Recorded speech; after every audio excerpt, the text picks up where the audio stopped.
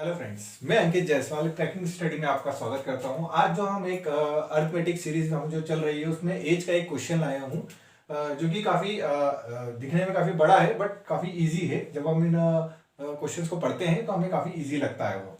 तो हमें रीडिंग करना अच्छे से आना चाहिए सबसे पहले तो अरिथमेटिक में, उसके बाद फिर हम उस क्वेश्चन को आसानी से कर सकते हैं। जैसे आज मैं आपके सामने क्वेश्चन पढ़ता हूँ पहले, फिर हम उसका सॉल्यूशन आपको स्टेप बाय स्टेप बताते जाऊंगा। Say the ratio of percentage of A and B is 1:3 respectively, and the ratio of percentage of A and C is 2:3. So if the difference between the percentage of A and C is 2 here, then find the sum of the age of A and B, sum of age of A, B and C 14 year hence. इसको हिंदी में बता देता हूँ मैं आपको समझाने के लिए कि जो A और B का जो वर्तमान आयु का जो अनुपात है वो 1:3 है, और जो प्रेजेंट एज का जो रेशियो है ए और सी का वो 2:3 है, और ए और सी की प्रेजेंट एज का जो डिफरेंस है वो 2 साल है। अब हमें जो है ए बी और सी की एज का सम निकालना है 14 साल बाद। तो हम क्या करते हैं, सबसे पहले हमने ए और बी के रेशियो निकाले। ए और बी का रेशियो निकाला 1:3 और ए और सी का रेशियो लिख दिया 2:3 जो कि क्वेश्चन में गिवन है।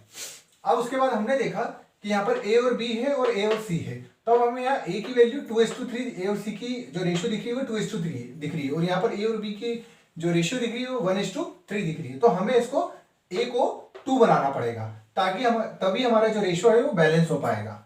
जैसे हमने 2 का मल्टीप्लाई किया तो ये रेशियो हो गया है 2:6, और हमारे पास यहाँ ए और सी का रेशियो है 2:3। तो जब हम ए और बी का रेशियो बनाते हैं तो वो 2:6:3 में आ जाता है।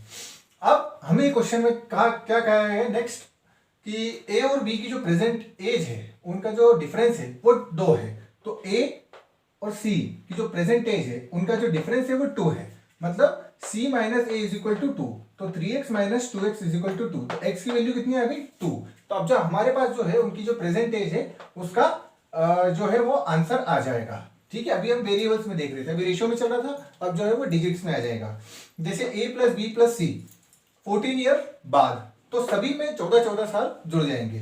जैसे x में मैंने 2 का मल्टीप्लाई किया तो यहाँ 4 आ जाएगा, 4 प्लस 14, फिर ये जो वैल्यू है 2 का 6 में मल्टीप्लाई करेंगे तो 12 आ जाएगा, तो 12 प्लस 14, और फिर 2 में मल्टीप्लाई करेंगे हम 3 का तो यहाँ पे 6 आ जाएगा, तो 6 प्लस 14।